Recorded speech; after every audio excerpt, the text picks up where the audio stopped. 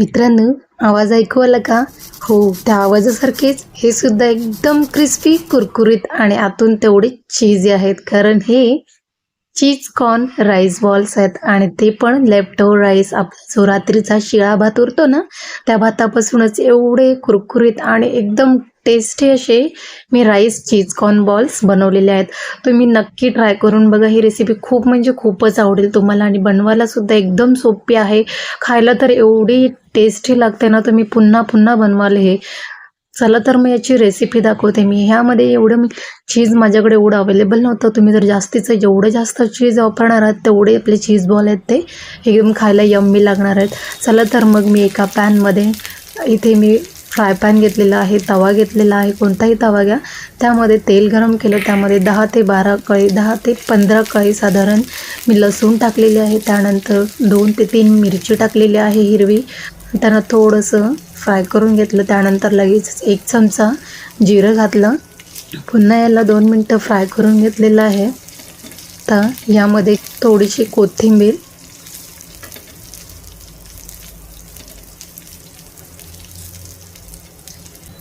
घालून पुन्हा थोडं 15 ते 20 सेकंद मी फ्राय करून ठेवलं आहे.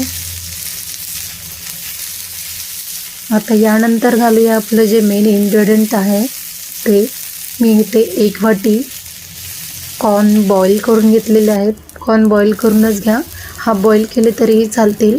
स्वीट कॉर्न आहेत हे. आणि शेंगदाणेसुद्धा सेम प्रमाणात घेतलेले आहेत. शेंगदाणेसुद्धा मी इथे भाजून घेतलेले आहेत. आता यांना आपण चांगलं 2 ते 3 मिनटं असं फ्राय करून घ्यायचं आहे. जोपर्यंत हलकासा रंग चेंज होत नाही, सगळं क्रिस्पी होत नाही, तोपर्यंत यांना फ्राय करत राहायचं आहे.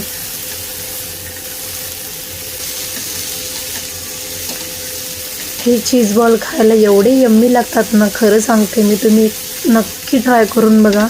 मी जशी रेसिपी टाकली आहे सेम तशीच फॉलो करा. तुम्ही खूपच आवडतील आणि तुम्ही पुन्हा पुन्हा बनवाल. मी याची 100% गॅरंटी देते. खरंच तुम्ही नक्की ट्राय करून बघाच एकदा. मला आणि माझ्या घरच्यांना खूपच आवडले होते.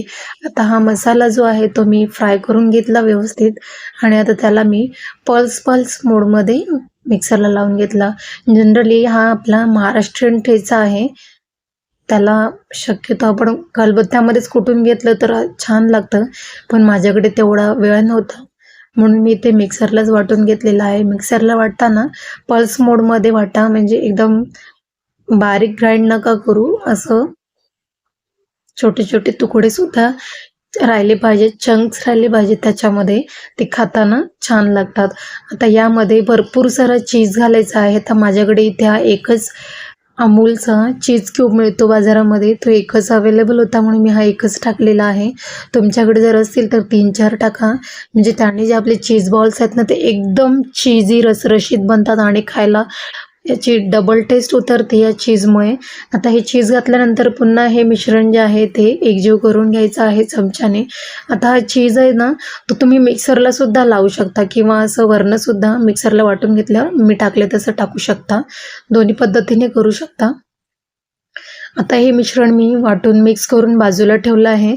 आता आपण यामध्ये कोटिंगसाठी जे लागणार आहे तो आपला लेफ्ट ओव्हर राईस, म्हणजे रात्रीचा माझ्याकडे हा उरलेला भात होता. म्हणजे साधारण 1.5 कप एवढा भात झालेला आहे. आम्ही भात आता त्याच भांड्यामध्ये घेतला आहे. त्यामध्ये टाकला आहे 2 ते 3 चमचे रवा. बारीक रवा असेल तरीही चालेल, कोणताही रवा चालेल. आता यामध्ये मी लवंग टाकून ठेवते, कारण त्यांना कीड लागू नये म्हणून रव्यामध्ये मी नेहमी लवंग टाकून ठेवत असते. तुम्ही सुद्धा टाका, आळ्या पडत नाहीत रव्याला. तर आता हे रवा आणि भाताचं मिश्रण जे आहे ते मिक्सरला वाटून घेतलं. या पद्धतीने करायचं आहे आपल्याला. इथे पाणी अजिबात यूज करू नका तुम्ही, नाहीतर कोटिंग बरोबर बसणार नाही. जर मिश्रण पातळ झालं पाण्यामुळे तर मग ते कोट व्यवस्थित होणार नाहीत, बॉल्स बनणार नाहीत व्यवस्थित.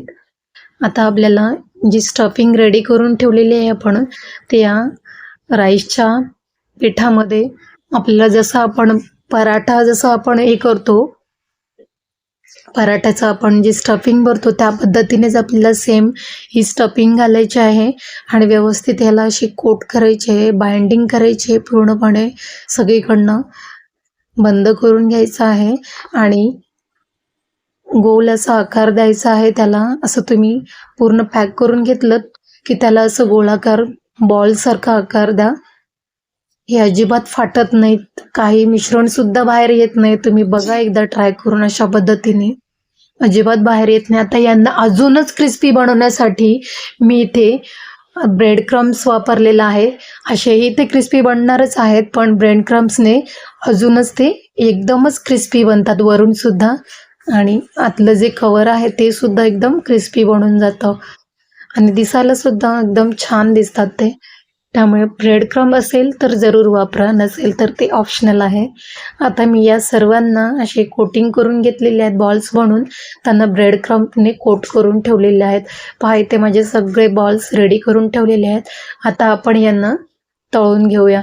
तुम्ही यांना शॅडो फ्रायसुद्धा करू शकता, किंवा तुम्ही अप्पे पॅन असेल तुमच्याकडे तर अप्पे पॅनमध्ये सुद्धा त्यांना बनवू शकता. तुम्हाला जसं हवं आहे तसं तुम्ही तयार करू शकता. आता यांना मीडियम फ्लेमवरतीच, हाय फ्लेमवरती तळू नका, मीडियम टू लो फ्लेमवरती तळायचे आहेत, म्हणजे त्याने आपले जे बॉल्स आहेत ते एकदम क्रिस्पी होतील. आता यांना अलटीपलटी करून मध्ये मध्ये अलटीपलटी करायचं आहे, खालून वरून हलवून एकसारखा रंग येईल असे त्यांना पलटी करत राहायचे आहेत.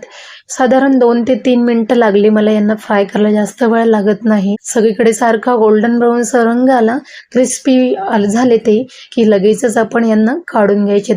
आता अशा पद्धतीने माझे सगळे बॉल्स मी काढून घेतलेले. किती छान रंगसुद्धा आलेला आहे, आणि पाहताय तुम्ही आवाजावरूनच तुम्हाला कळत असेल किती क्रिस्पी झालेले आहेत. आणि जेवढे क्रिस्पी आहेत तेवढेच हे एकदम यम्मीसुद्धा आहेत खायलासुद्धा, आणि आतूनसुद्धा एकदम चीजी झालेले आहेत, एकदम सॉफ्ट असे झालेले आहेत. तुम्ही घरी ही रेसिपी नक्की ट्राय करा. एकदम युनिक रेसिपी आहे, मस्ट ट्रायवाली रेसिपी आहे, तुम्हाला खूप आवडेल. तुम्ही संडे विकेंडला सुद्धा ही रेसिपी घरच्यांना खाऊ घालू शकता आणि खुश करू शकता. रेसिपी आवडली असेल तर नक्की एक लाईक करा. भेटूया अशा छान व्हिडिओमध्ये, तोपर्यंत एन्जॉय.